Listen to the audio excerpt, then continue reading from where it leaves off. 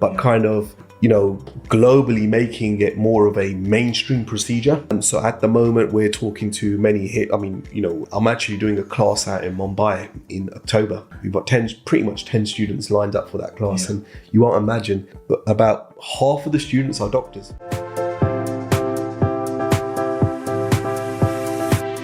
Hey guys, welcome back to another episode of Founder Stories. Today I have with me the CEO and founder of Elixir Micropigmentation, Mr. Jay. Hey guys, welcome back to another episode of Founder Stories. Today I have with me the CEO and founder of Elixir Micropigmentation, Mr. Jay Grewal. Thank you for joining me. Thanks for having us, Simon. You also are, for those of you that don't know, I have had, we'll get into this in the podcast, but I've had 2 hair transplants, which I wasn't happy with, and I was super self-conscious. And then I found you by seeking out what I consider to be the best SMP artist, spending hours, probably weeks actually, researching online, looking at Instagram, looking at all the results to try and find the most natural result and style that I wanted. And I reached out to you, and you've now done 2.5/3 treatments on me, and I'm so much more confident, and I'm so happy with the look that I've got now versus the hair transplant. So we'll get into that. But Jay is also my SMP artist. I'm blessed to have him as my SMP artist. For those of you that are watching or listening that don't know what SMP is, it is still kind of like, if you know about it, you think everyone knows about it, but it's not as exposed as I'm sure it will be in 5 or 10 years. So tell me about SMP. What is it? How does it differ from a hair transplant? So now scalp micropigmentation is probably on the, we're probably like the fastest growing hair loss solution in the world due to it being non-invasive, and it's just come in, get it done, a little down care. And also the actual procedure is guaranteed. It's guaranteed to work, unlike a hair transplant. And, SMP can help bold guys. Just, you can have a total transformation with a new hairline. Yeah. The type of guys that we get are, sometimes lawyers, accountants, solicitors, where we might get someone quite young where they might want more of a frame up and more of an edge up. But it's ultimately what it is you're tattooing onto the scalp. Exactly. So it's a medical hair tattoo. It's a replication of hair follicles. Yeah. But with that, you can also use scalp micropigmentation for density enhancement procedures for women and men as well. Okay, so that I've seen where there's hair there, but maybe for a medical reason, a female might have thin hair. Absolutely. Actually, the difference between you doing the pigmentation and filling in the gaps is incredible. You can't see the thinness because you don't see the scalp then. Exactly. So we can't build that contrast. Also, as an SMP artist, what we can do is camouflage scars. So we're talking about accidental scars, chemical burns, accidental hair transplant scars. Yeah. So as an SMP artist, where our main aim is to obviously make the scalp look, a lot more fuller, better, healthier, whatever it is. It can be for a cosmetic reason like me, or it can be, which I guess is even more fulfilling for you, for a medical reason, to help someone that's got an issue actually get more confident about themselves. We'll reverse right back to your journey, but I kind of like to go forwards and then backwards. How did you get started in SMP? Right. So me at the age of 22, I started losing hair. Okay. Me too, actually. I shaved my head, I think, at 21. Probably about the same. Yeah. It's not a nice feeling, right? Was there any reason that you had hair loss that brought it on faster, or was it just hereditary? I would say so. There's always like different factors. We always kind of claim, right, it might be stress, or it might be genetics or whatever. But or in my case, I went to the gym and they really pushed on me at that time. The gym I was going to, bodybuilding, these over-the-counter, legal, but only legal because they hadn't been tested and banned yet. Right. Pro hormones, they call them. Okay. So you're selling to a kid who's 21, who's got really high testosterone anyway, who doesn't need more testosterone, these pro hormones that actually have the effect of increasing DHT, which is linked to hair loss. So that was one of your reasons. I think it was the main reason why I lost it probably 10 years ahead of when I would have. I think mine was a lot of overstyling, and I suppose there were various factors that affected my hair loss. I mean, but at the age of 22, I mean, I was using the hair fibers, and I remember seeing an advert, and I thought, okay, right, hair fibers, this could totally transform my hairline. And back then, no one had heard about hair fibers. It was like a big secret, you know, and I was telling my friends about it and so on. It was just like, and it was magical. I mean, I was actually covering up my hairline. Even my girlfriend at the time wouldn't even notice that I've had them done, you know, had hair fibers in my hair. So my insecurities about my hair loss kind of put me on the platform that I'm on today to help others. What else got me into it? I mean, I started cutting hair after university or while university. So that kind of got... And generally, I just had a lot of interest in hair, you know, restoring hairlines. So you were cutting hair, you were a hairdresser, right? How did you transition from being a hairdresser to SMP? With that, obviously, it comes. It's a particular skill. I mean, it comes with a lot of practice, a lot of mannequin work, a lot of fake skin work. I was going to ask how you practice, because if you get started and you can't advertise to people, hey, I'm really new. I mean, I might mess your head up, but I'll give you 50% off. Can you come and practice? That you practice on a mannequin, right? Or you practice on? I was playing it extra safe when I first got trained. One of my best friends, Gertz Pank, he actually works for me at the moment. You know, we work together, and ironically enough, you know, he was one of the first heads that I did about 7 years ago from my living room. You know, so I'm from he where trusted you. Exactly. Well, trusted me enough. Obviously, he was quite nervous about it. You know, I was like, hey, you know, you're one of the first heads I'm doing. You don't need to pay me, but I'm confident that, you know, it will look better. And I guess you can take it bit by bit instead of doing the whole lot in one go and going really aggressive with how much you put in. You can do a little bit, look at it, analyze it, do a little bit more with someone like that, because it's your friend and you can keep having them back, right? Exactly. And this is how we kind of train our students. You know, we really dilute the pigment so that when it settles in quite light, and we gradually build it up. And even with our clients, you must have noticed that, you know, we start off very light because someone might want a scalp micropigmentation procedure. It's like, okay, I want this, but it's like, okay, we need to take it in baby steps. We need to gradually bring your hairline lower. We need to gradually go darker, because a lot of these individuals probably haven't had a hairline for 10, 15, 20, 25 years. It's a shock, because like you brought my hairline forward. But before we get into that, so did you seek out, you made a decision presumably for yourself, okay, I really want to transition from hairdressing to SMP. Exactly. Who did your SMP? Did they do it at that time and that's what gave you the bug? I'm just trying to understand what was the spark that moved you from hairdresser to SMP artist? So the barbering aspect, I was only a barber for I wouldn't say I was a barber in particular. I mean, it was more like transitioning from like a corporate role to university, kind of filling in the gaps. Directly before my scalp micropigmentation journey, I was a software consultant.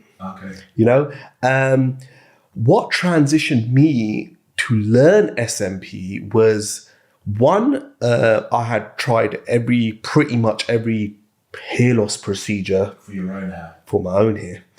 I was trying the medication. I had a hair transplant when I was 24, and obviously hair transplants back then were kind of unheard of. It's like, yeah, right, you're going for a transplant, right? Okay, that's probably not going to work. That's going to be the worst decision you're going to make. But you see how they've gone pretty good now, and it's like at a very good level. Back then, I mean, 15 years ago, 14 years ago, whatever it was like quite unheard of. Almost in some cases cutting skin off the back of your head and putting it on the top of your head, leaving you with a massive scar. Exactly.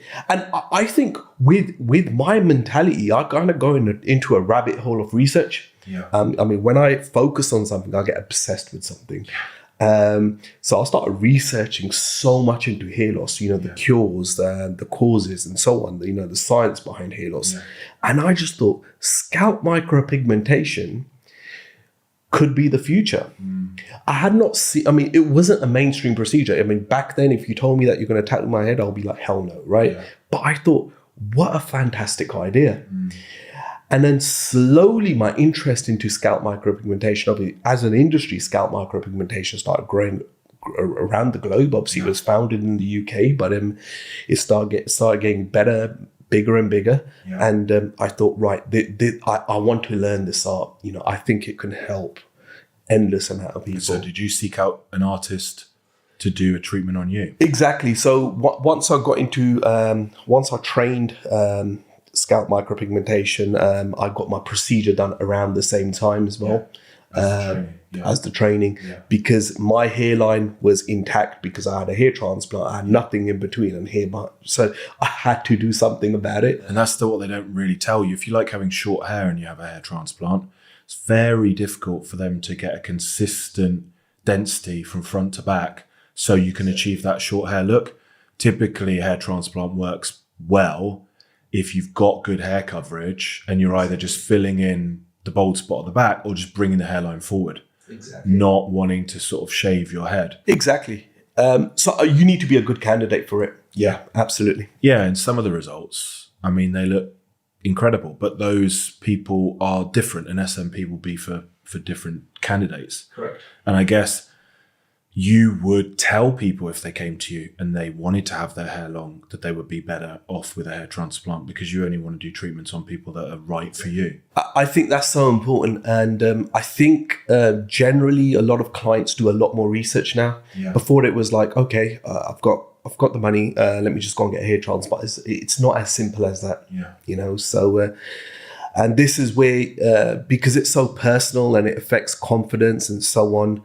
I think pointing a client into the right direction is always the best method. Yeah, and that's a good advice in any business. If you point someone and they end up getting a really good result for a hair transplant, when they've got a mate who prefers the shaved head look, they're going to straight away say, well, I had a chat with Jay and actually SMP would be perfect for you. And they're going to happily recommend someone back to you. Exactly. It's just planting seeds, I always think about it. People say, well, why do you, as CEO of Growth Factor, still offer free consultation calls? And you're saying they're not sales calls? Because I like talking to people and I like helping people. And if you do that enough, eventually it will come back around for you. Mm-hmm.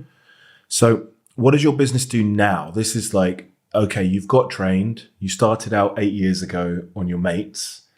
Between then and now, how many treatments do you reckon you've done? Thousands, yeah. So the quality of your own work, plus from what you've said in terms of going into a rabbit hole about learning, you've not just been doing the treatments, but you've probably also been going on courses, going to speak to other artists, learning, observing, all of that in the meantime to get better. Exactly. So since then, I mean, the whole industry has changed. And I think as there's better and better artists coming out, just like the tattooing industry or any kind of industry, we're kind of all pushing each other's limits. And people will travel now, like with tattoos. I'm thinking about my next sort of phase of getting tattoos, and we spoke about yours and the quality. Mm-hmm. And if you see a really great tattoo artist and they're in Europe somewhere, you would just take a trip for the weekend. Exactly. Because it's something that's on you forever. Mm-hmm. And I know that you get clients coming to visit you, flying in from overseas. Pretty much, we've actually had a client. We get quite a few clients from the Middle East, Europe. I mean, the good thing is being right close to Heathrow Airport, they'll fly in for a procedure in the morning, and by the evening they can get a flight back. And the convenience of that is, and they're not all bandaged up like I was when I came back from Istanbul. Exactly. Yeah. So it's straightforward. Bleeding all over the airplane seat. Yeah. You get some clients that will come in from up north, or they'll spend the day or the weekend out in London and get their procedure done at the same time. Yeah. I mean, there's literally no downtime, as you know. Yeah. What do you do? What's your routine? Because presumably your goal is to be up there as one of the best, if not the best, SMP artists in the world. What do you do in that 8-year period to get to where you are now, which is well renowned as one of the best and training other people? Do you go and visit other SMP artists? Are you going on courses? Because it's such a creative new thing. How do you make yourself better? I'm kind of borderline obsessed, would you say? I'm obsessed with the industry. I love the industry. I've seen it grow from pretty much the beginning to now. Networking is so important. Networking with different SMP artists around the world. We've got sponsorship deals where we're working with FYT needles, which are some of the best SMP needles in the world. We're working together as collectively as sponsored artists. So it's not just your skill. You're actually looking at the instruments you use. And how can you work with the suppliers to make them better? The instruments from when we started to now have just massively improved. We're talking pigment machines, needles in particular. So networking, and also just obviously what we're part of is Leaders SMP Academy, which is the best SMP Academy or the biggest SMP Academy in the world, right? So it's a collaboration of 10 SMP artists.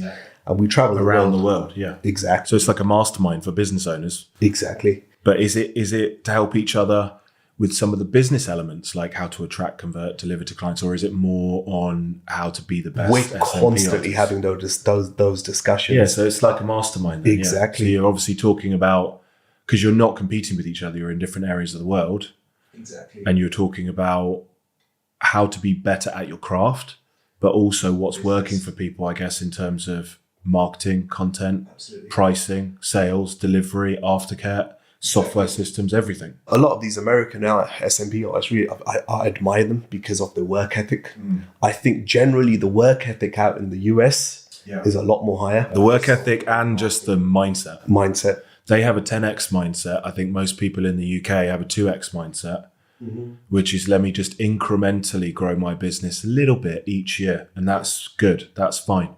Whereas actually it's a lot easier to just say, well, how do I 10x this business over X period of time? What big moves do I need to make? Absolutely. Totally agree. I think we can learn a lot. And that utilising the global market. So I used to be in a mastermind similar. It was actually 8 accountancy firms, but they were in the UK. And we left it because we just found that actually in the UK, even though those were hand selected by a coach who had 8 groups of 8 all around the world, I've talked about this on the podcast before, these were supposedly the 8 leading at the forefront accountancy firms in the UK, but we weren't really learning anything. They were coming to us because we were at the forefront of technologies and pricing and packaging and bringing in advice as part of the, and if you're in a mastermind, you want some of the people to be learning from you. You want to be really around the middle, don't you? You're able to impart your wisdom on some people, but you've got at least 4 or 5 of the people in that group who are better than you. Absolutely. That you can learn from. You have to surround yourself with people that you aspire to be like. And that are also like-minded. Open, positive, big picture. Yeah, 100%. What are your goals for the business moving forward then? So if you check Jay out online and check out Elixir on Instagram, you'll clearly see the quality of the work is up there.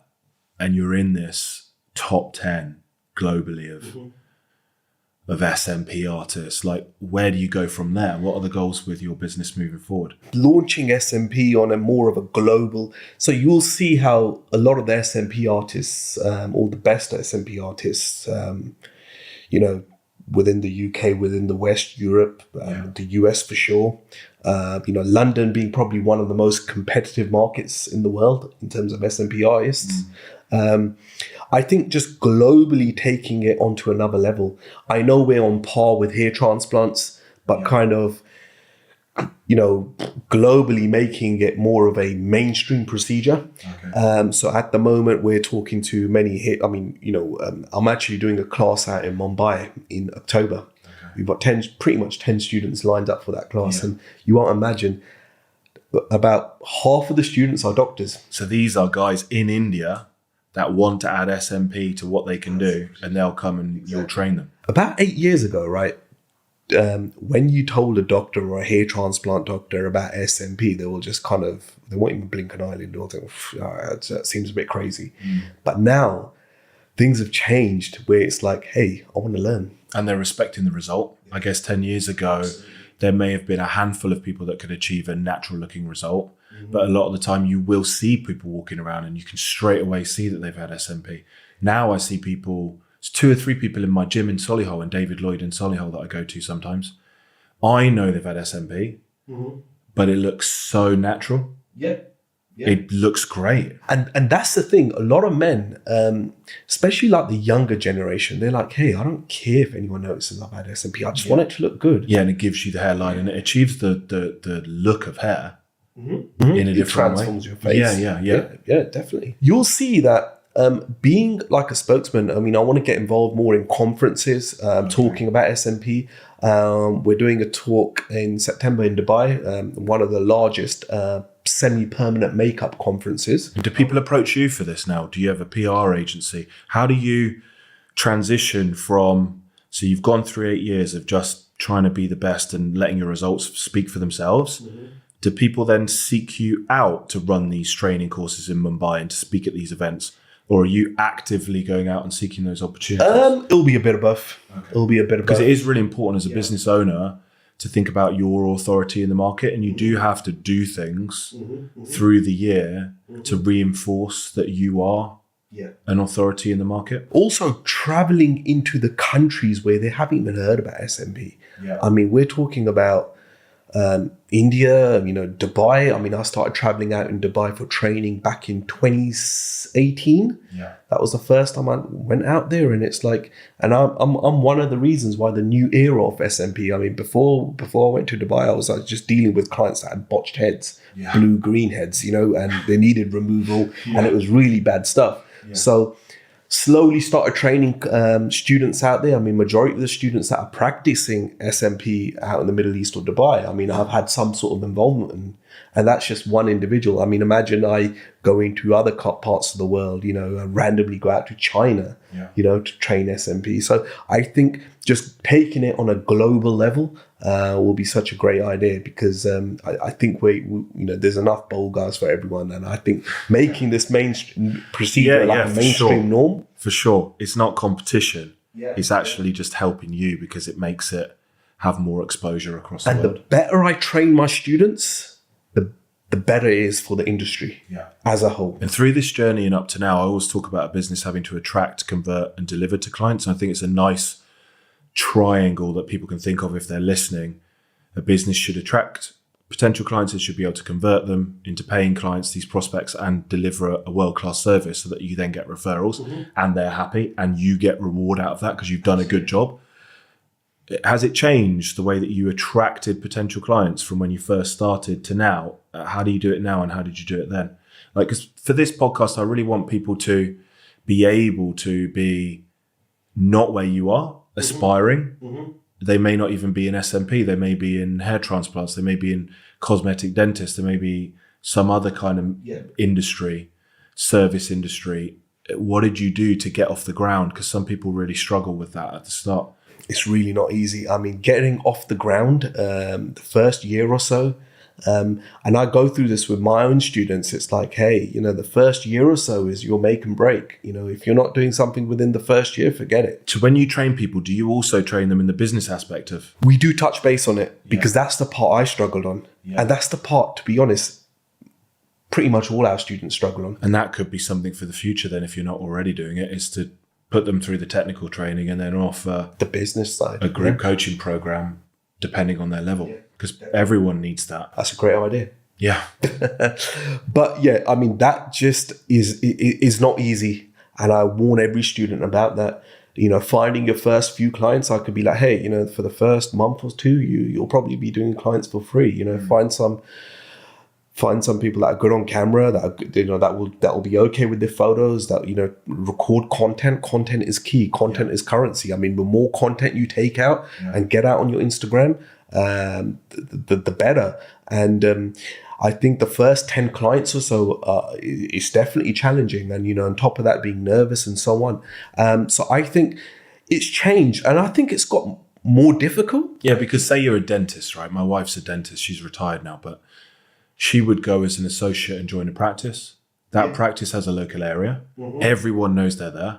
They've already got marketing in place because they'll leaflet the area. They'll have an email list. It's an established business. If you're starting up a dental practice, you get a physical location. You do a big launch party. You flyer the whole local area. It's not like that with SMP, because it's not like everyone's got teeth.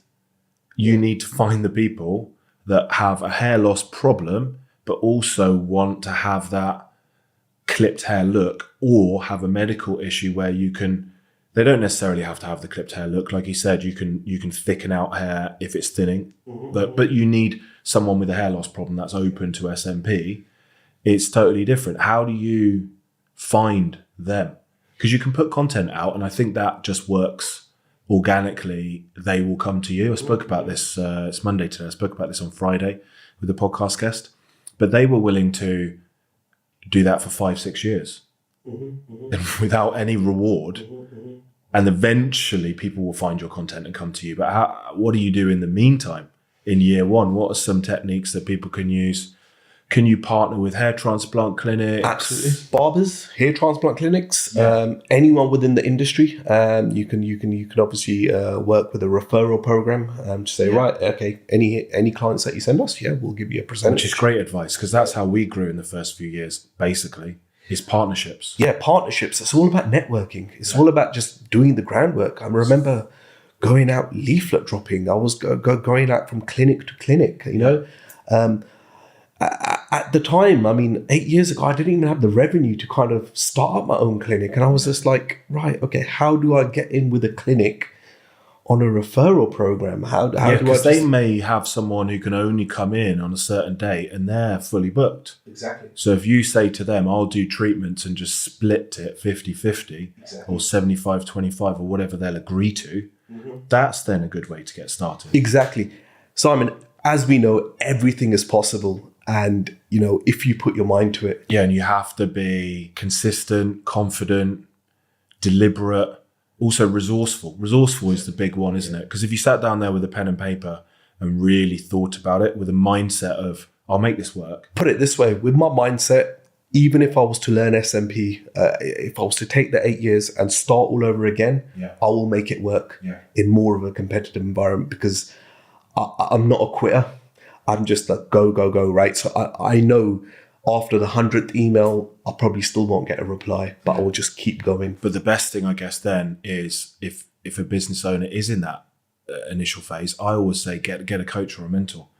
Reach out to people like you on Instagram and say, I've just set up my SMP clinic. Here's what I'm doing.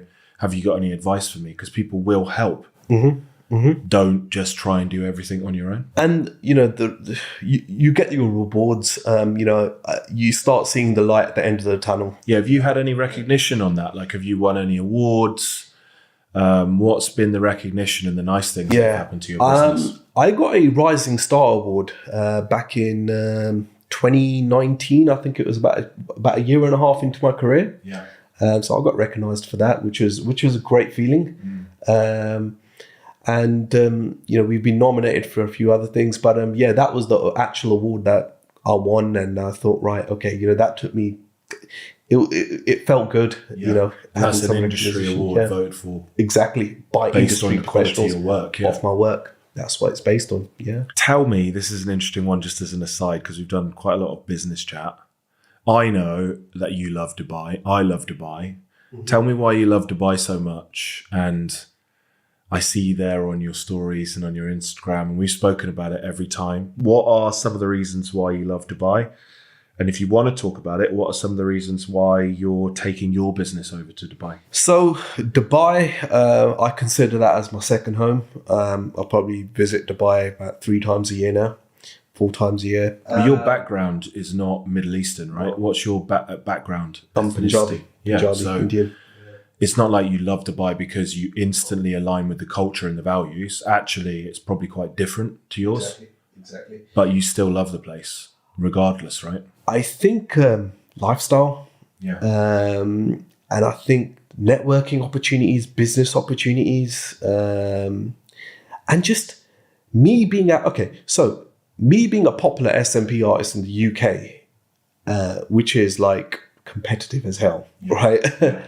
But me being out in Dubai, it's like a speciality, and me kind of training majority of the SMP artists out there. So I get more, I get recognized out there a lot more, and I think, as I said, the Middle East, easy to get to, students, so I'm thinking, and as soon as I get out there, I just kind of feel that positive energy, and I go with that. It's a different. I like what you were saying about people from the US, and this is one of the reasons why we're not financially motivated to have a business with Tony Robbins. The reason we like to support Tony and support people that go to his business mastery events is the mindset of the people that go to business mastery is totally different to any other business person that you come into contact with.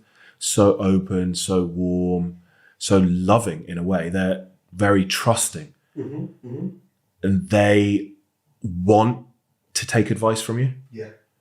Which you'll find is more aligned with people in the US. And I think people who've moved to Dubai who are building that entrepreneurial culture, which is building and building and gaining more and more momentum, they've moved there because they're around like-minded people. Yeah, absolutely. I speak to so many of the parents. My kids go to a private prep school. They're just shifting over to a new one, Solihull School, in September. Whenever you speak to the parents, I don't want to be too topical in this podcast, but the general consensus with anyone who knows anything is that this country England is on a downward slide. It's going to be very, very difficult to bring it back up again. And things in the short term anyway, just getting worse and worse. So the attitude of people is more and more scarcity and not positivity and growth and big moves and entrepreneurs and mindset and all of this other stuff. And so many people, you don't realize until you ask them, are already thinking, where could we move to? And it's only because the kids are in school now and our kids are in school that I wouldn't consider spending at least 6 months out of the UK, which would also benefit me because then I wouldn't pay any UK income tax. But you can't do that once you've got kids in the school system. They've got all their friends. They're playing football. There's loads of stuff I love about England, football being one of them. Yeah. But the rest of it, I could take it or leave it. I do my own thing. I work from home. I meet with people like you individually. But I think if you live in Dubai, you can go out and go to a co-working space or go to a bar or a restaurant or whatever, and you're just meeting with all these different entrepreneurs who've got this open-mindedness. Yeah, and the networking, the conversations I'm having with people out there, I would say, to a point, but I've probably got more network out there than out in London. Yeah. That's because I'm just meeting like-minded people and everyone's kind of speaking that same language. And they're not tired. It's almost like they're at the start of their entrepreneurial journey. They want to build their network. It's like, how can I help you? And at some point, I know you'll be able to help me. Yeah. Whereas in England, I think everything's really established. See, I love that energy. Yeah. I really love that. I mean, that there just really motivates me. You get ups and downs in business, and some days I'm just so demotivated. I'm just so it kind of gets lonely, right? Being an entrepreneur, it's like, right, okay, who do I go to? Who do I speak to? I mean, what like-minded people have I got around? You need to buzz off other people sometimes. Exactly, and then you might have the negativity or whatever. And I think having that positive energy and those positive ideas, others are. Amount of meetings I've been to where they're like, hey, I'll invest in your business. This is how it will work. This is what you can do. And, amount of those conversations that I've had with people out there is just unreal. Yeah, it's one of the reasons why we are opening an office in Dubai, actually moving a team member out to Dubai full time to open a Grow Factor office, because people in Dubai don't need tax advice and tax filing, although that will start to come in. But what we found happen is people from outside of Dubai have moved to Dubai, yeah? They think, well, I don't need to file any taxes, so I won't do anything with my accounting. So either they're spending too much money because they're trying to run the business from the bank statement, and they're at risk of just running out of cash. And if you run out of cash in Dubai, they're not going to put you on benefits. They're just going to kick you out of the country. Or which happens more often, they're stockpiling cash. They build up these massive cash reserves because they're too scared to invest it because they don't have any financial clarity whatsoever. So every business, I always say, needs performance reports, management accounts, financial metrics, and a CFO, chief financial officer, outside of the business, meeting with them once a week, once a month, once a quarter to say, here's how we're performing financially. Here's the risks, here's the opportunities. What are your strategies for growth for the next month, for the next quarter? So, and there's not really, like you said, when you go to Dubai and there's not as much of a prevalence of SMP artists, there aren't really any great accountants out there supporting these entrepreneurs. There's a massive gap there. So that's one of the reasons why we want to open up a base in Dubai as well. I think Dubai as a country is great, but systematically, they're quite far behind. Yeah. In terms of accountancy and so on. I think... well, usually though, traditionally, people only got accountants because they had to. Yeah. Because you have to file accounts legally. It's hard for people to see the benefit of paying an accountant, a traditional accountant anyway, because all they want to do is do your bookkeeping so they can keep your books up to date so they can file your taxes. They're not interested in setting financial goals with you and measuring your financial performance against the goals and saying, well, actually, if you move this here and this here and this here, you could make this much more money. I mean, that's the thing. I mean, being a UK-based company, you will have that upper reach and upper hand. Yeah. And I think even with Elixir... It adds a lot of credibility if you move out of the UK into somewhere else, right? Yeah. And I think even with Elixir, I mean, I've noticed how Dubai just loves its luxury brands. They love their luxury brands. And I see Elixir as a luxury brand. London, that just has a lot of credibility, and that perception is just like, wow. And have you had that name since the start? Was it always like that? Yeah, and the same logo. So you invested in that and you got it right from the start. And my Growth Factor used to be called SRK Accounting, which is Simon Richard Kalu. But when you Googled it, it came up with Sharat Khan. All right. So eventually we had to rebrand to Growth Factor, which was an expensive exercise. But yeah, I like the brand. I think Elixir is really nice, and the colors with the gold and everything, it just gives you that, which is so important for a business as a lesson for listeners, is invest in your brand, understand your values, the colors, the font, the messaging, the language you use. It does really matter, especially with a service like yours where people are putting their trust and faith in you. Every aspect of their interaction with your company needs to look polished. Yeah, absolutely. Otherwise, it looks like there's no care and attention to the details. Exactly. It's all about perception at the end of the day, right? Yeah, and building confidence with your client, right? With your potential client. What have been well, it's all been positive so far in our conversation. You've moved out of sitting behind a computer as a software engineer or in software, right, to something that you've got a real passion for, which is a commonality amongst entrepreneurs. You've been through a struggle yourself, having lost hair follicles. You found a solution. Your hair looks amazing. It's a combination of, you have got some hair there, but it's also backed up with the SMP, right? Yeah, it's just the follicles that I had transplanted towards the front, just a handful of them, yeah. And you've talked about your work ethic, how you've attracted clients, how you're in a mastermind, how you've won awards, how you've partnered with people. But surely during the last 8 years as well, there have been some struggles. Talk to me through some of those. Struggles? Obviously, COVID was a big one. Yeah. We were out for like 2 years. And I mean, Simon, it was challenging mentally as well. Someone that's just focused on working every single day, just sitting at home thinking, right, what can I do? And finding motivation to work on other things, So I think that, out of the 8 years, we can say 2 years were written off by COVID, right? So technically it's been 6 years. Yeah. How did you get through that financially? The support from the government was, although it wasn't really thought through how they were going to fund it, for the business, forgetting about all of the rest of it, it was good. And people in your kind of industry would need that support because you wouldn't have seen that coming, right? Yeah, absolutely. Something was better than nothing at that stage, But I think mentally it was difficult. Mentally overcoming that was difficult. What are the challenges? Challenges could be, growing to the next stage. I think now I'm just at that thing where it's like, okay, I want new locations. I want a new challenge. I'm getting... I don't want to be complacent. I just don't want the one location. Because it's you doing the work, right? And you are an expert in the work. Right. How do you, which will be difficult for a lot of people, how do you transition from that to building a team? Yeah, exactly. I am the brand. So I'm quite picky with who I take on in terms of new artists. When I'm training like 5 or 6 students, I can instantly tell, right, this one here has got the passion. Okay, so the training's quite nice because actually that could be a tie-in with recruitment. And when you see a natural ability plus a work ethic, you can say to that person, come and work with me, and then give them even more one-to-one training. Exactly. Okay, that makes sense. On all the secrets and signature techniques and so on. Yeah. I think scaling to Dubai is proving to be challenging because obviously not knowing the rules, regulations, and so on. So I'm trying to figure that all out. That's obviously, but it's a nice challenge.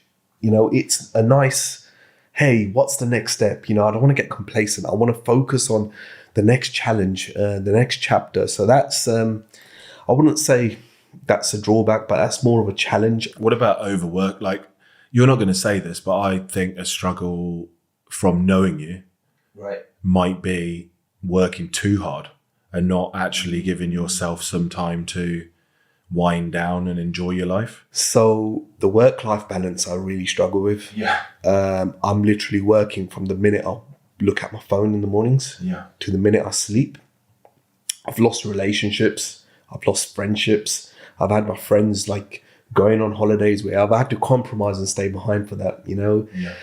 And the problem is time is like the most valuable thing you got in the world. And I kind of forget that sometimes. And I think I'm so ambitious in what I'm doing. I'm so focused, and I kind of forget that I'm constantly working.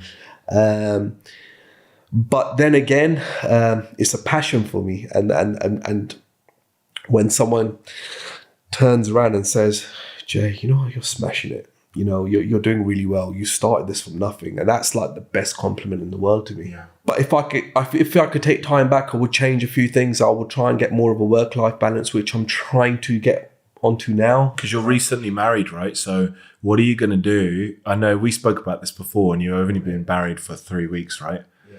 What do you plan to adjust in your daily or weekly routine so you guys have some time together, even if it's one day or half a day, or you're having a date day or whatever? How do you make sure that you're making time for that person? Yeah, because you might not have time during the week. You might have a situation where you say, listen, Monday to Friday, that's it. I come in, you go out, I'm working, But every time I speak to someone and they've been married a long time and they make it work, every week on a weekly basis, they've got some sort of blocked out time. Yeah, I think the calendar, prioritizing blocked out time in your calendar was definitely good. On a Sunday, that's my day. But evenings, we'll always try and focus. What I used to do, right? I used to kind of be doing SMP like I would have like 2-3 clients a day. Yeah. Where now I'm trying to kind of delegate more to GURPS, for example, who's now amazing. His work's now caught fire. It's like, right, you know, you can start taking a lot more of the procedures as well, where I'm just kind of mainly focusing on maybe one procedure a day. Then I've got a few hours in the day to kind of focus on other topics and other working on the business. Exactly, working on business. Yeah, exactly. Partnerships, looking at the Dubai move, all of those things. Exactly. And then you've got some time in your evening. Exactly. So now it's all about just delegating tasks. And you know, it's not a skill that I kind of naturally had. Even working in the corporate world when I was a manager, I was kind of struggling with delegating tasks. It's like, right, let me just do it myself. I'll get it done better and I'll get it done faster. You know, that's what. But now I'm kind of focusing on delegating tasks, trusting someone to just get it done, maybe giving them some feedback, follow-ups and so on. So you're in that transition now from working in the business to on the business. On the business, yeah. So I think that transition is quite difficult. It is difficult and it takes a few years. But when you're in it, that's the start of it. Exactly. And it's the start of getting to the point where I'm at, but I'm 12, 13 years into running the business, where I could not work if I want to and just go in once a week for relevant meetings to make decisions and keep moving things forward. But the team that are in place now can run the business for me. Exactly. But that took 3 or 4 years of transition. A lot to still learn. Yeah. One of my questions was going to be what makes a good SMP artist? But for me, I think you've already answered that. It's the willingness to work so hard that you're experiencing and improving by doing the work, but also you're seeking out others in the industry, willing to travel around the world to observe how they do it, talk to them, learn, develop, constantly looking at new ways you can make things better, not just from your own abilities and learning from other people, but even down to the point of improving the equipment. Do you think that a separator between other people that have started in SMP versus you being at the top of the game is work ethic? I mean, we spoke about that, but where does that, which can be detrimental sometimes, where does that work ethic come from? Is there anything around your childhood or the way that you grew up that links to the work ethic that you've got now? You know, we've trained some amazing artists around the world, but they just don't have the work ethic. They see the Instagram, because what you see on Instagram is the good stuff. Yeah. You see me traveling or doing procedures and the videos, the content, and that's the juicy stuff that everyone wants to see, right? But for me to get to that, to kind of have that working holiday or that flexibility, it's taken a lot of work. And what running my business and what this has actually taught me is that I'm actually a very hard worker. Yeah. I've never been a confident individual, but now it's like, you know what? I'm good at what I'm doing. I'm quite different I'm cut from a different cloth. And I find you mentioned childhood, and I was in a situation where I was brought up with no parents from the age of 10, and I was in a situation where it's like, hey, I need to look after myself. I need to from a very young age, and as soon as I turned 16, it's like, right, job. I remember working at my uncle's shop from 6 to 10, and that was probably more of a priority for me than going to school and, and playing football in the evenings or, or whatever it was. And I think that was kind of inbuilt in me from such a young age that it's like norm. It's the norm. And I kind of forget that. You're from an Indian background as well. It's not everyone, but in your family, it sounds like you could see them working so hard for what they've got. So yeah, I mean, so just dealing with business from a young age. It was a corner shop we were running, like an off license, and it's like, right, this is the time you need to be here. So I had that dedication from a young age, and then working. I remember wanting to buy a Golf GTI at the age of like 19. It was like a dream car for me, and I was like, I'm gonna make it happen. And I remember getting any holiday, working double shifts or, working within my summer break and making it happen. And it was so rewarding, driving into sixth form, it was at the time, with the best car, and even now, I'm like, all right, I'm 37 now. By the time I turn 40, my aim is to buy a Lamborghini. I mean, that's my dream. That's what I wanted as a young boy, and I'm going to make it happen. Whether I do that for 6 months and just tick it off my bucket list, I will make it happen. And I think rewarding yourself as a hard worker is so. I think buying a Lamborghini with your own hard work, with your own blood, sweat, and tears is just like so rewarding. Even if I keep it for 6 months, a year, or whatever, I've ticked it off my bucket list. Yeah, I think there's a few things in there. It's like, I think a lot of being in business and being an entrepreneur is a conflict, right? It's a conflict between, is it materialistic to buy a Lamborghini, or is it the case of you've got one life, enjoy it? And that's a reflection of your hard work. And I sat down with a good friend of mine, Arsha Lahi, who's a very, very successful property investor, trains people in property investment. And my mindset right then, before I spoke to him, was it's a waste of money. You're doing it really to show other people your success. His point was, no, he gets into his car in his garage with no one looking, and he feels this sense of achievement for himself. And I just think there's a conflict because based on any given day, any given month, your mindset will shift between that's materialistic versus that's reward. And you just have to do what's right for you and don't give a fuck about what anyone else thinks, basically. Absolutely.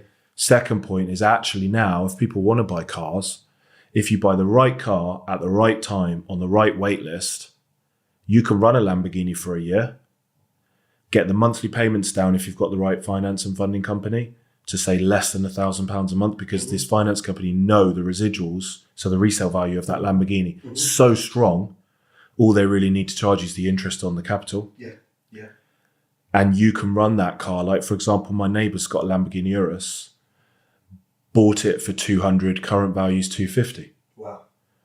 So if you're smart about these investments and these cars, you can have it both ways. Have your cake and eat it. Yeah. Be materialistic, have the reward, have the sense of achievement, but also know you're not wasting money. But yeah, I think it's interesting, and you do work so hard as an entrepreneur, you deserve a treat. One of the terms that we reference in business is asset allocation, not just putting all your eggs in the basket of Elixir.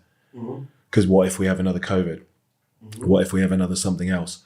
Are you doing anything outside of the business? Are you investing in property? Have you seen any other opportunities? Do you generate revenue streams from sponsors? Is there any other forms of income or investment that you're doing? That's the trick, right? Having different revenue streams and not just focusing on one. I've got a good friend of mine that's a property developer. We're working on some bonds and investing large sums of money with that, which gives me a certain fixed percentage per month. One that I did was out in Dubai in October. I bought an off plan. Okay. Yeah, tell me about that. I found that, there's a lot of money getting invested into Dubai from different nationalities. And I just thought, again, just going into my rabbit hole, I just thought, right, Dubai is the place to invest in, right? It's a developing country. It's constant, you get more and more people migrating to Dubai on a monthly basis. It's massively growing. They're predicting that the population is going to grow like pretty much double in the next 5 to 6 years. So property value will go up, right? Property value will go up. I found that, since COVID, the kind of the traditional kind of apartments, like Dubai is all upwards, right? I invested in a townhouse, and you'll see how, the values of townhouses and villas are going a lot more higher compared to the apartments. And I picked my location, chose my developer, and I thought, you know what? That money's sitting in the bank's not going to grow. Let's just invest in this. And it was a great decision. Are you going to, is your plan, so what's your vision now? You've made good money on that and the capital appreciation is there, so you can rent that out. But what's your personal vision right now? Is it to be driving in the Lamborghini, living in Dubai, living in the townhouse, running Elixir Dubai, or what does that look like? So my personal... So I will take about a year to open up the location. It's currently in process. We're currently compounding the SEO and just, our appearance, just kind of getting my foot halfway in the door, right? So to begin with, we're going to team up with a clinic, and then just from September onwards, and then we're looking to actually opening our own location maybe a year later, and have our own clinics that's branded as London, so our own location. I've already started looking into that, and float between London and Dubai. So if you forget all the practicalities of it though, which is really difficult, I always ask this question to my clients as well, and they start exactly what you've done, start going into the practicalities and the realities of that situation. If you forget all the reality of it, and you might do this as an exercise with your missus, or not, if you haven't done it, I'd recommend it. And you just like close your eyes. You don't have to close your eyes on the YouTube, and you have a vision for yourself in say 5 years time. What does your life look like? What are you eating for breakfast? Where are you getting up? Where are you living? What are you driving? Who's in your team? What's in your bank account? These kind of things, right? So my base will be in Dubai predominantly, right? So obviously I'll be floating around different locations, because obviously once I'm in Dubai, we're looking at Saudi Arabia, that location. We're looking at Qatar. We're looking at different locations. It's not as easy opening up businesses on your own out there, because you need a local as an investor, which you might have to sign like 30-40% of the business away to. So it's a lot more difficult, but then they're talking about, just kind of getting a kind of Dubai model where you can just go out there as a British, you can actually invest and open up a location without having an Emirati involved in your business whatsoever. No specifics, I remember. You've woken up. Where are you living? Well, okay, where are we living? So out in Dubai, having a location in Dubai. Still married. You got any kids now? Kids, 5 years? yeah, a couple of kids. What's on your driveway? Possibly a supercar, I hope. Can't think about this too much today. It's just got to come out. Supercar, yeah, hopefully. Living in the townhouse, supercar on the driveway. Yeah. Couple of kids running around. Yeah. Full heads of hair.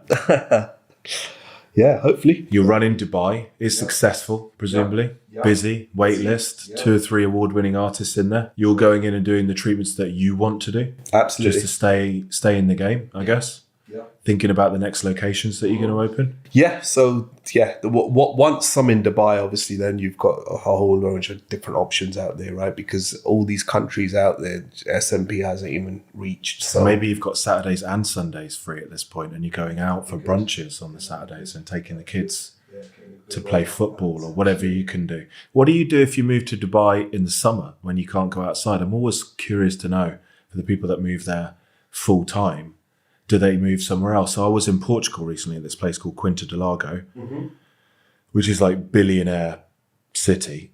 And I was talking to this really nice couple, and they were saying that their parents had a property there. It's probably 20, 30 million pounds, which they'll spend the summer in because it gets too hot where they live for the rest of the year, which is the Bahamas. So they'll start splitting their time between two different places because it's too hot to be in the Bahamas through the summer. So do people who move to Dubai go and spend the summer back in Europe? Or a lot of you the can't go expats outside would do. then, can you? It's like 50 degrees. I mean, I have been to Dubai in August. To be honest, the heat doesn't really bother me too much. Okay. I like it. And I mean, I was actually a few years ago, I was actually there for pretty much like 3 weeks in August doing procedures. So it doesn't bother me to be honest. Because everywhere you go out there, it's just well conditioned, isn't it? Yeah, and they're bringing everything as well, like the culture of football. All the top players are going out to Saudi Arabia, which is presumably all televised in Dubai. They work out what people enjoy to do and watch and recreate that. This is a random one. Business, as you've talked about, it's really a 24-hour game, 24-hour sport. You probably said, you think about it all day long, you go to sleep. But I bet if you wake up in the night to go to the toilet, you start thinking about it again. Yeah, you'll check your phone. Is there anything that you do right now, mindset-wise, to help you deal with that level of sort of stress and anxiety? Exercise, walking, meditation, diet, nutrition, hydration, anything like that? Put it this way, when I walk the dog, we'll go out on like a 45-minute, 1 hour walk. Yeah. And I'll leave my phone at home. Is that on a daily basis? Pretty much. Yeah. What kind of dog have you got? An XL bully, an American bully. Oh, nice. I haven't seen that dog on you. Is that dog on your Instagram? I've got a personal Instagram for Oh, okay, yeah, fine. yeah. All right, you've not It's a accepted popular me to that one. Yeah. But honestly, like if I take my phone with me, I know I'm getting distracted on phone calls, especially with international phone calls with different time differences. Or you'll and so start on. doing little admin jobs, ordering things off Amazon, whatever it might be. So that's my time to kind of switch off. Yeah. I used to do a lot of yoga.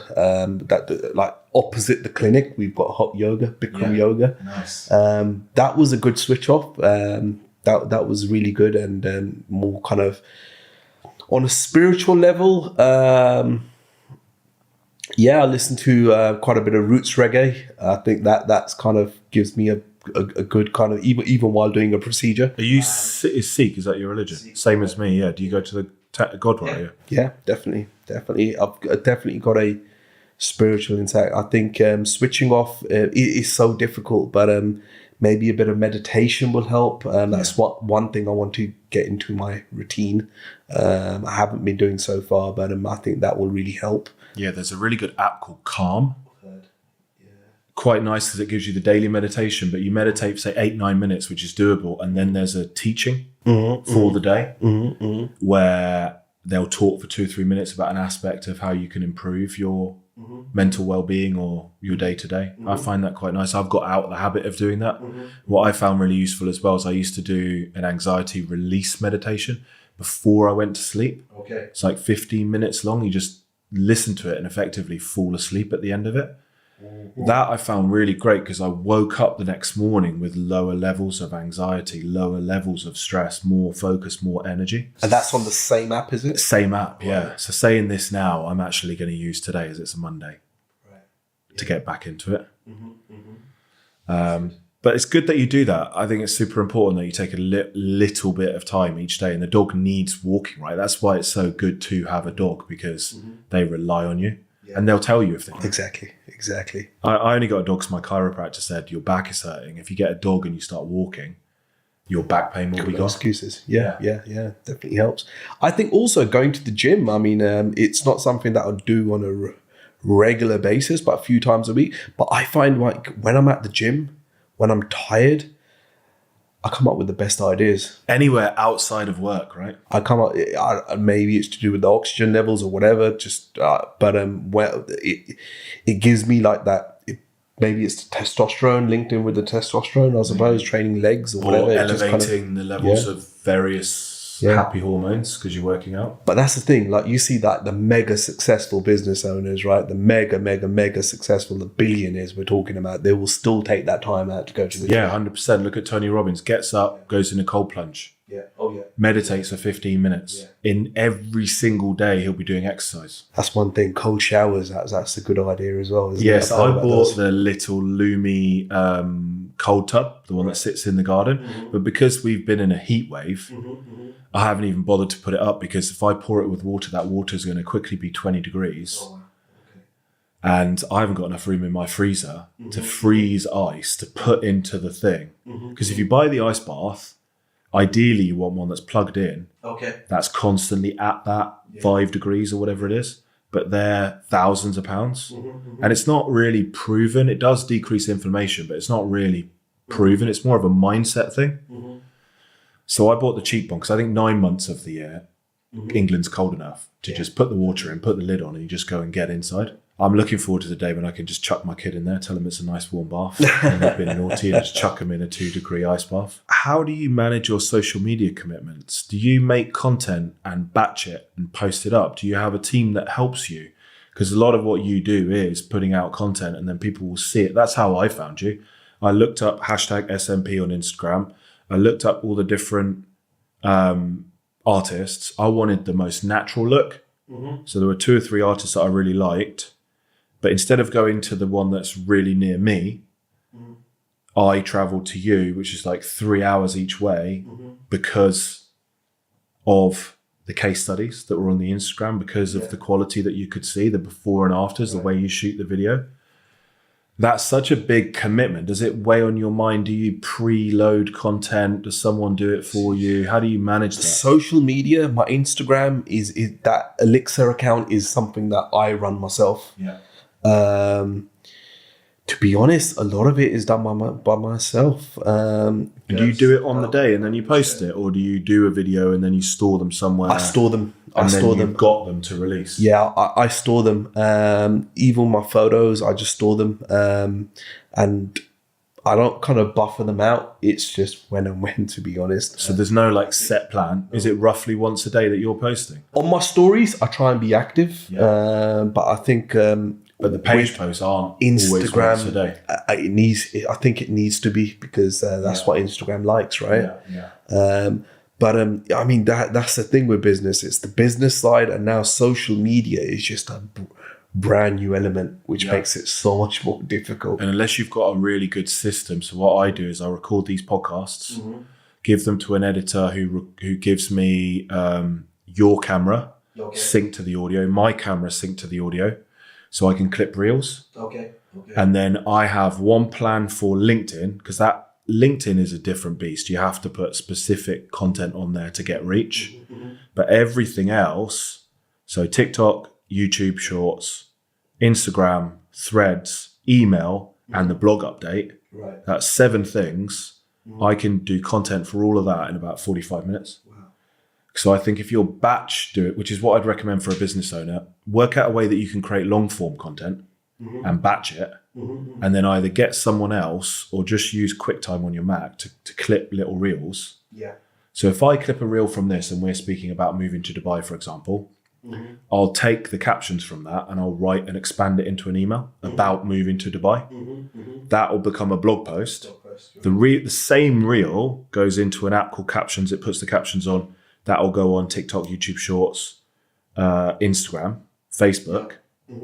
But then on LinkedIn, it'll be something different, like a news article about Dubai, because news articles get reach. Reels on LinkedIn don't get reach because people tend to be in an office environment. So that took me for 3 or 4 years to get into that flow that works for me. And that only works for me. Someone else who doesn't have a podcast, that might not work for. So I guess the advice is you've got to find out a rhythm that works for you. That as well. And also we're looking at kind of different software implementations, automizing a lot of emails, messages and so on.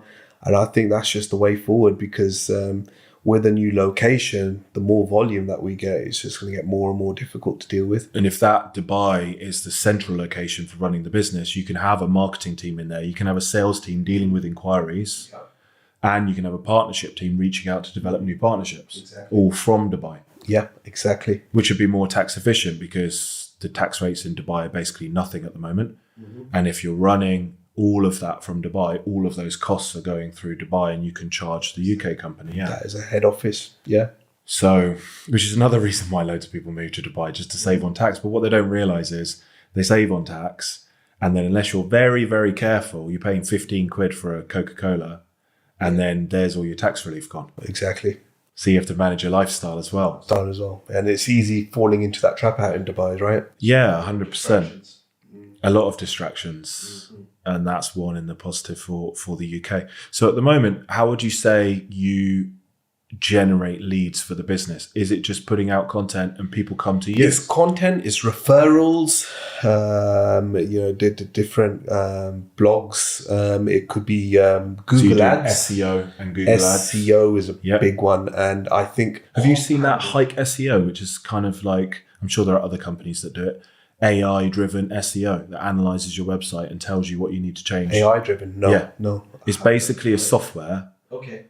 I've seen it on Instagram. I'm not sure if it's good. Called Hike. You plug it into your website and it will do the SEO for you without a human being. Yeah. So that's smart. Yeah. I mean, that's the thing. I mean, SEO is like constant, and I think if you kind of at the moment, I mean, if you kind of compound that your mark in SEO, it's probably easier doing that now than in 5 years' time, right? Yeah. So. And that's constant. And we constantly need to be writing blogs about different, hair So loss I guess types you've got a and so flow on. of things, right? You're creating content, you're going out and speaking, and ideally filming that content. Because if you had a full-time videographer who followed you around and edited reels, that would be your content production done, wouldn't it? Exactly. So it's just creating the cash flow and the budget for a full-time editor, which might cost $2,000 a month. And then it's game over because you're not having to run the social media whatsoever. Exactly. That's their full-time job. Exactly. Then you've got partnerships that you're nurturing, I guess, developing new ones. They'll be sending you people, other SMP clinics or hair transplant clinics or whomever. So I guess it's kind of the takeaway is you can't just do one thing. You've got to have multiple ways of generating leads. You got to think about I'm constantly trying to think out of the box. YouTubers, the YouTube channel. Creating a video on YouTube to do with a botched result and how someone removed That's a it. big one, different actually, stories. as well. Yeah, because you're not really doing that now at the moment. YouTube, right? Yeah. But if you really understood YouTube and got into or partnered with someone that's already got a big following, it's just about if someone writes in SMP, they want to find you. Exactly. And then clearly, I guess for you, your SMP for people that want a natural look. Some people won't want a natural look. They want that really sharp, styled look, and they'll go to someone else, right? So it's clear who you're for. Yeah, I mean, but as an artist, you need to adapt. You need to be able to do everything. Okay, so would you say that you would create the look based on what the client wants? Okay, fair enough. Based on the individual's lifestyle and what they want. As an artist, I need to deliver what they want, right? So also, I think YouTube is probably like now the second largest search engine after Google, isn't it? All right. So if you're looking for a procedure, and it powers SEO on Google as well. SEO as well, yeah. So it all goes hand in hand, right? And then I think it's really important, obviously, to be on top of your financials, because if you understand your cash flow, you know exactly how much money you can budget for advertising. Because the easiest thing is to just put money behind your YouTube, run Google Ads, sponsor your Instagram posts, and then you're dominating everyone else because you've built up more cash flow than these startups. Correct. So to separate yourself, you're just putting a little bit of spend behind all your content. And how do you convert prospects? So I'm trying to remember how I moved from prospect to booked in client. I think it was just all done on email. It was all email. Nowadays it's normally like a phone consultation. Email or a quick phone consultation. Since COVID, things have changed. I mean, when we first started, it was more like, hey, can I come to your clinic? Can you draw me a mock-up? Can you? I want a face-to-face consultation. Another big one was I need to see it in person. Yeah. Right. But nowadays, it's more like, okay, what hairline do you want? When can you come in? This is how much it will cost. And the cameras now are so high definition, and you're not putting pictures up, you're putting video. And So you videos can can't see. be edited. Yeah, so that's all. And we spoke about the delivery. I think the delivery for you to be the best just comes down to the work ethic and the willingness to keep learning. Yeah. Because you can learn from anyone, can't you? There'll be other SMP artists that come up with their own techniques that share them with you, and you could say, oh, hey, do you know what? I could incorporate that. Yeah, I mean, as an artist, you never stop learning. Yeah. You can never be complacent. There's, I mean, even the pioneers of SMP will still be learning, people that have been doing it for like 13, 14 years. Yeah. So, and you're constantly learning from each other. Just to touch on mine, and then I want to ask you for your 3 keys to success. And then anything else we haven't spoken about, we can go through, and then we'll wrap up. My journey was, for those of you that are watching, if you're listening, you can just imagine my hairline in your head. I had a kind of a monk look. So I had the hair all around the outside, literally nothing on the top. So I booked a hair transplant in Turkey because I was really self-conscious about it, right? It used to get me down. I had the front done, and I wasn't as happy with where the hairline was, but they didn't want to bring it too far forward because there's a limit to what you can do. As a hair transplant, they're taking hair follicles from the back of your head and they're implanting them in the front. Yep. And they can't magically create follicles. They can only work with what's there. And if they take too much, they leave scars. So it's all a balance, right? Yeah. So I was happier that I'd had it done at the front, but you could see it was a hair transplant. Also, what happened, which is quite funny, I had the hair transplant on the front, and then COVID happened. So I couldn't go back for the back. So I had like half a hair transplant. Oh, wow. Okay. And then in between me having the front and the back done, the clinic that I went to started to get lots of bad reviews. Okay. So I sought out a different clinic for the back, went back, had the back done. They actually had new technology, but it was a bit like they were doing 30 procedures a day. It was like 1 in, 1 out. They didn't care about you. I went in, had them draw some blood, and because they didn't do it properly, because the people in there aren't really that well qualified, my whole arm went sort of twice the size, just filled up with blood because they'd got a vein or they'd done the injection wrong. If you're medically trained, you probably know what they did.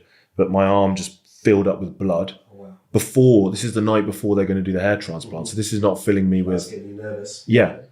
Anyway, they did the back. The result was quite good. But again, you could see the difference between the front and the back. You could see where they'd now taken the hair because they'd taken so many follicles from the back. I had these gaps in the back. And I just generally wasn't very confident. The other thing to note was it took me probably 3 months to recover from the first one. And it was probably 6 months of recovery for the second one until the top of my head got some feeling back in it. Yeah. It wasn't shiny because they basically create scar tissue. I said to anyone who asked me, would I go back for a third one? I would never go back, and I wish I'd never had the second one. Yeah. Then when I found you and I came for SMP primarily to increase the density, which for those of you listening or watching just means make it look thicker, to look at the possibility of bringing the hairline forward because I shoot a lot of online content, and to mean when I turn my head side to side to blend in between the hair transplants, which I thought this probably isn't possible and I'm probably living in a dream world, but actually I feel like that's what we've achieved now.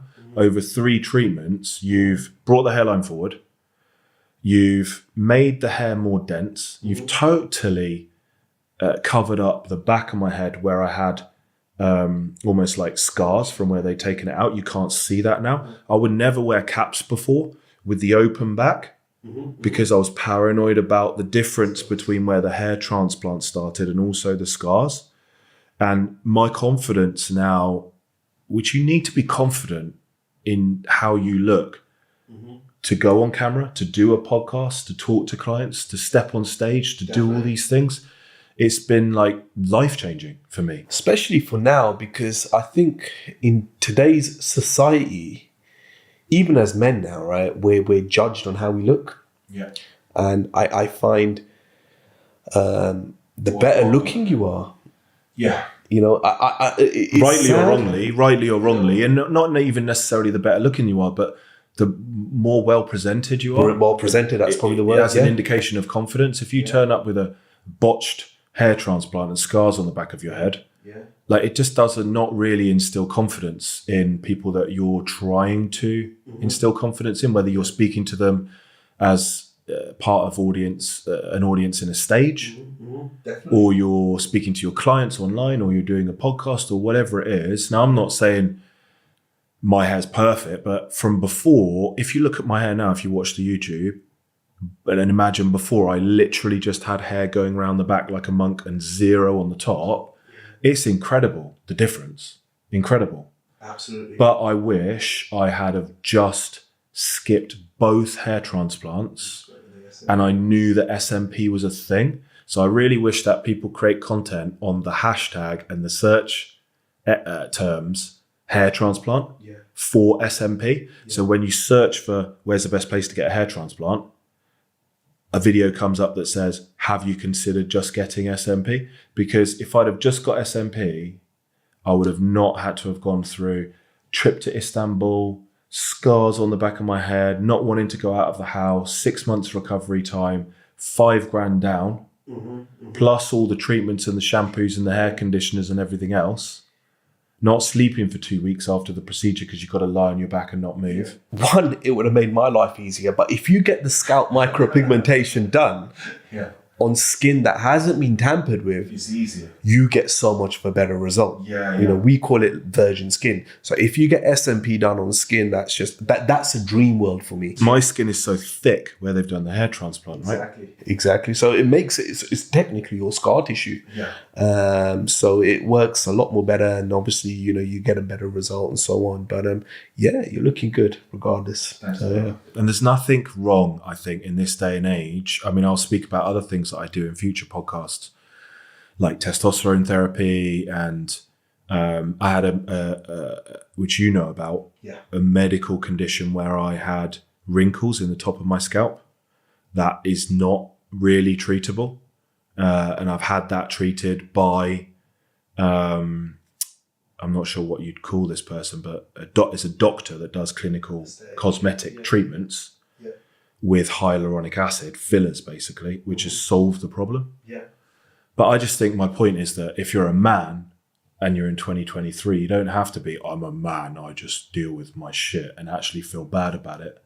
You can go out and do these things like SMP or fillers or Botox or teeth whitening or whatever you want to do. As long as it's not from a place of vanity, it's from a place of, it's a genuinely gets me down. So I want to not get down about it. I used to shave the back of my head and see the wrinkles in the back of my head, and it would get me down. It would depress me, right? Same with before I had SMP. I'd shave the back of my head and I'd look at this big spot where there was nothing there. Now, even to me, it looks like hair, even though I know it's not hair. So I think the whole kind of male grooming industry, the male aesthetics industry is just massively growing. And it's far more acceptable for men to say, right, I'm getting this done. We'll notice such a difference between like the younger generation. Do you think, I mean, you've got 2 sons now. Imagine they were dealing with hair loss in about 10 years, not 10 years, but say 15 years or so. Imagine they were dealing with hair loss. I mean, they won't just accept it. No. It's more like, hey, what can I do about this? Let me get this treated. You know, because there's so many options out there. And men are like openly speaking about it. So we get our clients that are like in their early 20s that are just openly talking about it, and they will openly, you know, just like you are, you know, they will just, you know, say, right, put me on Instagram. Yeah, I think I'm a bit different for my age, because lots of people I know who are my age will not go out of the house for 2 weeks after a hair transplant, or not tell anyone they've had SMP because they don't want people to know, because they think they'll judge them. But people don't judge people for doing that now. It's like ED, like men don't want to talk about it. It's like, all right, I've had a hair transplant, let me just keep it quiet, you know? But yeah, I mean, I think saving up for a hair transplant or SMP or anything that you want to do in terms of skincare or whatever, it's just far more accepted now, which is great. So what are just to bring things together, and you can repeat the points that we've already touched on. You've been super successful, right? You're world renowned, one of the leaders in the industry. You're teaching other people. You're at the top of your game, right? You've done so well, and you should be proud of yourself to go from starting up to 8 years later now, which is not a long time in an entrepreneurial journey to get to where you've got to. For those of us who are listening, or for those of you that are listening or watching, what are your 3 keys to success? What are your 3 principles that have made you successful that you still have today? I think having a vision is so important. So important. I think the clearer your vision, the more likelihood it's going to happen, right? Having having a game plan, a 3-year game plan, 5-year game plan, just like you asked me. I'm like, I can already start imagining my 40th birthday. You know, it's I want this, or this is how it's going to be, and just having a clear vision. Just positive energy and positive thinking. I think that just attracts so much positivity. You know, I know it's so difficult. I mean, you probably get it as well, Simon. And as a business owner, what you see on Instagram, it's not always skyrocket. It's like, I have my down days, 100%. but I try and overcome them. And it's so lonely sometimes. I'm just having a conversation with myself. It's my voice talking to me. And it's like, try and get out of that, just try and look at the positivity. Be positive, and like you said, surround yourself with positive people. Because also, if your partner is not an entrepreneur, they will be there to support you, but it is almost impossible for them to empathize and understand what you're going through because they're not running a business themselves. So you have to have other people that are entrepreneurs that will give you the time, which I've got now, that you can phone up and just say, I'm having a bad day. Can we have a chat? Exactly. Then they understand what you're going through. Exactly. Yeah. So have a vision, make it really, really strong, update it as and when it needs updating. Doesn't even need to be documented. It could be like we talked about, just close your eyes and say, what does my life look like in 3 years' time? Be positive and surround yourself with positive people. And that's the 10x thinking. Think big. What about a third key? I think thinking big. I, like I said, since childhood, I've never been a confident individual. So it's been very difficult. If I can do it, anyone can do it, right? Because what shocked me is all of your reels and all of your online content so polished, and you look so confident. And when we came, I could tell straight away that, if you're going to go on camera, you'll really think about it. If you're going to shoot yourself in a reel, you might shoot that. We spoke about this 4 or 5 times because you feel like you didn't get the delivery of the words totally correct, which just shows that obviously you're building up your confidence and it's growing and growing and growing, but you're not necessarily, as you come across on social media, people might watch that reel and think that's perfect, but you might have shot that reel 10 times. Exactly. Right? That's fair, isn't it? Exactly. Yeah. I mean, when I first started going on camera, I was just nervous as hell. I couldn't get my words out. And I think, you're gradually building your confidence and thinking big. What I mean by that is, imagine, starting off, I was like, hey, okay, even if I get 1 client a week, it's fine. But no, what did I really know? I'm getting 3 clients a day. We're fully booked for like 2 months, and I've really surprised myself. So just believing in yourself. I've got believe going right down my neck for that, just believing in yourself and knowing you can do it. I get sick and tired of people that just give me excuses. I can't do that for this reason. I can't do that for this reason. I've sent 50 emails. I haven't had a reply. It's like, I don't feel sorry for you. Just focus on it. Keep doing it. You will get somewhere. And it doesn't come easy, man. It doesn't come easy, guys. But just keep going. Be positive and just achieve your dreams, I think. Amazing. I think that's the biggest separator from the people that I've had. You're the 11th podcast guest now, but obviously I've listened to a fair amount of podcasts and probably worked with thousands of entrepreneurs over the last 12 years. The biggest separator is consistency in doing the hard things, but they've set that big vision and then they have to work out how to achieve it. But the working out how to achieve it, and I know we're talking about this, guys, over and over again, but it's such a big point. It hasn't been made on the podcast yet.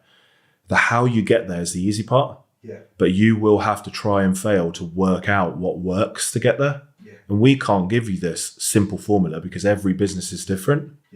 But if you say, I need 5 new clients a week, if you never give up, you keep being resourceful, which means talking to other people. How are you doing it? Reading books, going on courses, joining masterminds, Googling, watching, anything it takes, basically. Eventually you can get to the answer of anything. It's just a question of not giving up. And quite a lot of the time, just before you're about to have that breakthrough and get to the thing that works and get to the answer is when it's the hardest. Absolutely. So it's like reminding yourself, if it's really, really hard now, I'm probably quite close to a breakthrough. Yeah. So don't quit now. Yeah. Is there anything that you wanted to speak about that we haven't gone through? Pretty much. You've had some great questions. I think we've pretty much covered everything I want to kind of mention. And I think it's been a really good insight into you as an individual, as a human being. What separates you, which is what the whole podcast is all about. What separates you from other artists and how have you been so successful? A bit more about your journey. Mm-hmm. Podcast is supposed to be inspirational and entertaining, but also practical application of taking things away, which we've really got, especially with that last point about resourcefulness. For those of you that are listening, either if you're interested in an SMP, interested in getting trained in this, or just interested in following Jay and his journey online, how can people get in touch with you or just follow along with your journey? So website is elixirpigmentation.com, Instagram handle Elixir Micropigmentation. So you can send us a DM, send us an email, info@elixirpigmentation.com. And we can touch base, arrange a consultation if you're interested in a journey, a new career for like the fastest growing hair loss solution in the world. Do get in touch with us. It's, sometimes I really sit back and think, you know what, it's the best job in the world that I've got. I mean, I just love changing lives. I love transformations. You're doing something so personal for someone. I've made great friends from this, and a lot of the connection that you build with people, it's not just hair loss, you get to know them as a stranger, because you spend so much time with them. Sometimes it could just be the best job in the world. And, I'm so grateful. I'm so grateful that I'm here, that I've achieved this. I'm so grateful that I probably even lost my own hair. Otherwise, I probably would not have been here. Everything happens for a reason, right? Exactly. God's got a plan. And because I lost my own hair, I can really relate to a lot of my clients in the same way as well. Yeah.